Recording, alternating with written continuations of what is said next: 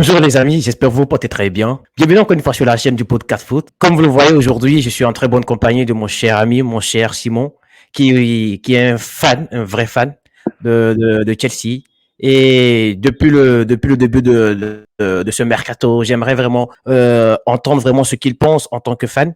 Et parce que j'ai beaucoup de questions, beaucoup d'interrogations par rapport à ce début de saison qui se prépare du côté des Blues. Donc, j'aimerais avoir réponse à quelques de mes questions. Et sans tarder, mon cher Simon, dis-moi comment tu vas. Bonjour, je vais bien, Roland. Ça va? Ça va très bien. Ça va. En tout cas, sans tarder, j'aimerais qu'on parle aujourd'hui, parce que c'est une question que beaucoup de gens se posent. C'est quoi aujourd'hui concrètement le projet de Chelsea, vraiment? Bon, ça, je peux le dire en un mot, hein, c'est la reconstruction. On est en train de tout rebâtir et de bâtir un nouveau Chelsea. Après l'ère Abramovich, c'est l'ère Todd. Donc, du coup, là, heureusement que on n'a pas eu encore la permission de détruire le stade, mais le stade allait être détruit en ce moment, hein, parce qu'on est on est en phase de le faire même. Ça allait tomber à pic si on le faisait cette année. Comme ça, on va balayer tout Chelsea et que Chelsea va renaître de nouveau, comme d'habitude, et être au sommet. Parce que les présidents, là, bon, ils montrent l'enthousiasme que nous, les fans, nous voulons. Un Chelsea qui cherche des joueurs, qui cherche les jeunes, les pépites, qui les forme et qui essaie d'entrer partout. Mais moi, aujourd'hui, en fait, j'aimerais savoir vraiment concrètement quelle est la direction fondamentale. C'est-à-dire, déjà, on sait très bien que Chelsea, la Ligue des Champions, n'aura pas lieu cette année. Et est-ce que l'objectif de fin de saison, c'est de viser le top 4 ou bien c'est de gagner c'est de faire tout son possible, au moins, de gagner le titre, ou bien, concrètement, c'est de réussir à développer, au fait, une équipe compétitive. Et parce que vu le recrutement qui est fait, j'ai juste l'impression que Chelsea, même s'ils le font depuis un certain temps, ils veulent faire du trading, c'est-à-dire acheter de jeunes joueurs à fort potentiel et essayer de les développer pour pouvoir les revendre. Est-ce que cette saison, la saison qui se prépare là, c'est quoi la ligne directrice concrètement? Qu'est-ce que Chelsea veut faire? D'accord. Là, je ne suis pas d'accord sur un côté là où tu dis qu'on revend les jeunes joueurs. Non, hein, parce que avant de vendre Chelsea, Abramovich avait des points d'interrogation et il avait mis des interdictions. Genre, le propriétaire qui est là, il n'a pas le droit à toucher les bénétoires pendant 5 ans. Donc, tout ce qu'il gagne, il va le remettre à Chelsea. Ça, c'est obligatoire. Et d'investir. Et les principales priorités d'Abramovich, c'était d'investir sur les joueurs, les jeunes joueurs, de reformer Chelsea, de rebâtir Chelsea. C'était ça ses priorités en fait. Donc, bon, je vais suivre les mots, les phrases de Pochettino. Il est là pour gagner. Donc, là, on n'essaie même pas de viser le top 4. On essaie de gagner le champion. On est là pour gagner et c'est un grand Chelsea. On doit gagner. C'est pas truc. On doit gagner. On gagnera chaque match, Inch'Allah. D'accord. Moi, dans tous les cas, moi, bon, déjà, est-ce que ce début de mercato de Chelsea, vraiment, vu déjà, il y a certains joueurs qui ont déjà été achetés depuis l'année dernière, à l'exemple de Nkunku et autres, qui sont censés venir cette année. Il y a eu beaucoup de joueurs qui n'ont pas disputé beaucoup de matchs, même l'année dernière. Je vois, il y a Nicolas Jackson qui a signé. Le jeune Mudryk, même l'année dernière, n'a pas disputé vraiment beaucoup de matchs. J'aimerais savoir concrètement, est-ce que toi, en tant que fan, est-ce que ce recrutement-là te plaît ou bien tu aimerais plutôt aller sur des joueurs confirmés automatiquement? À l'exemple par exemple, tu vois, chercher peut-être un Sadio Mané qui a des problèmes aujourd'hui au niveau de Bayern parce que le Bayern veut s'en débarrasser, ou bien aller chercher un Vlahovic. Je pense que Chelsea est sur le dossier de Vlahovic ou un Osimhen, des joueurs confirmés vraiment qui peuvent apporter de la plus-value. Mais oui, on est dans cette phase en fait. Mais c'est juste que on fait petit à petit, l'oiseau fait son nid. On commence par derrière d'abord. La défense, le milieu et l'attaque. Là, bon, on est sur un dossier très chaud, celui de Caicedo. Donc, et puis c'est une pépite aussi. Il a 21 ans et c'est un bon gars.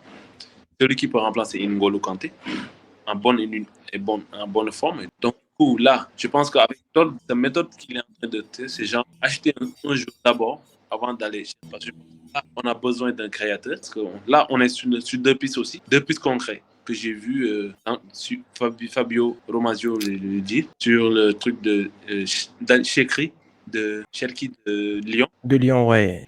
Fabrizio Romano l'a sorti il y a quelques jours, oui. Ouais. Liane Chekri et celui de Caicedo. Maintenant, pour les attaquants, Osimhen, il est trop cher. Et je ne pense pas que tu vas mettre 20 millions pour Osimhen.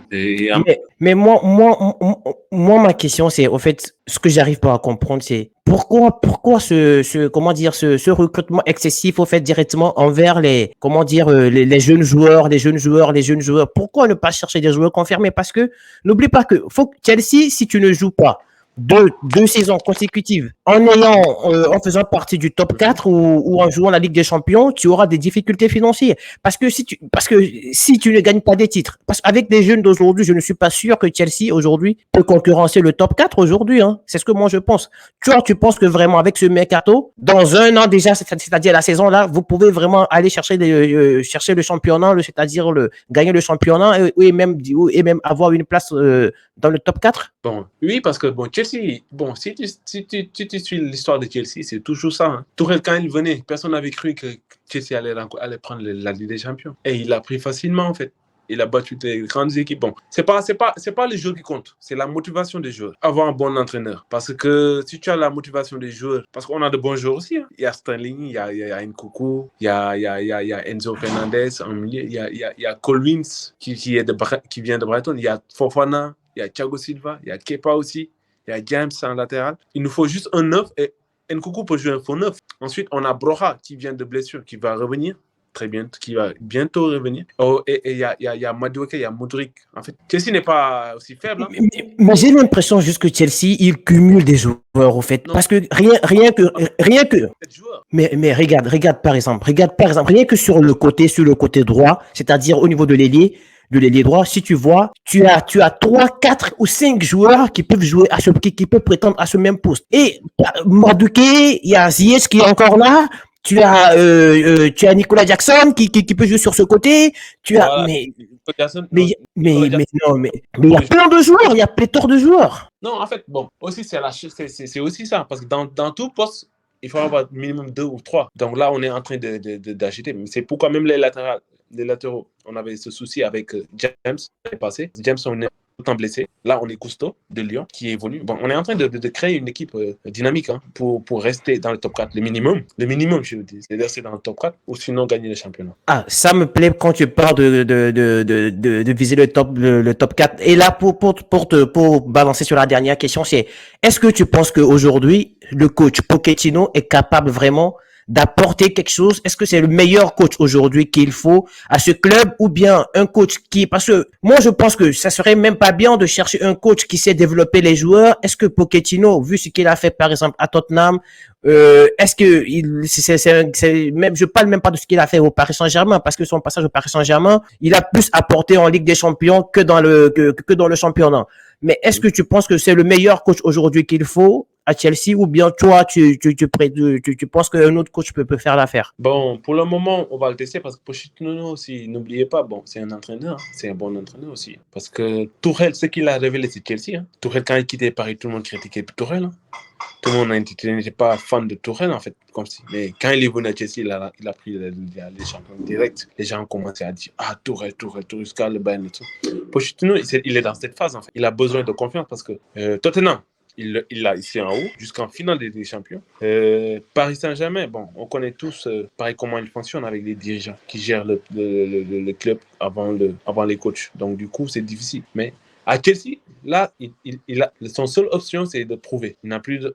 Personne ne va plus lui donner des chances. À Chelsea, c'est de prouver. Chelsea, en fait, c'est un club qui, quand on t'amène sur le banc, tu prouves, tu restes, tu prouves pas, tu restes. C'est pourquoi la liste des noms d'entraîneurs qu'on a renvoyés, Chelsea, il remporte tout. Hein.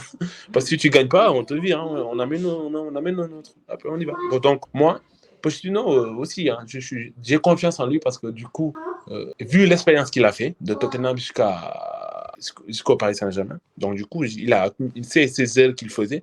J'espère qu'il ne va pas répéter ces genres d'erreurs. Merci beaucoup, mon cher Simon. On est arrivé vraiment à la fin de cette vidéo. Vraiment, je te remercie beaucoup. Je te laisse vaquer à tes occupations, en tout cas.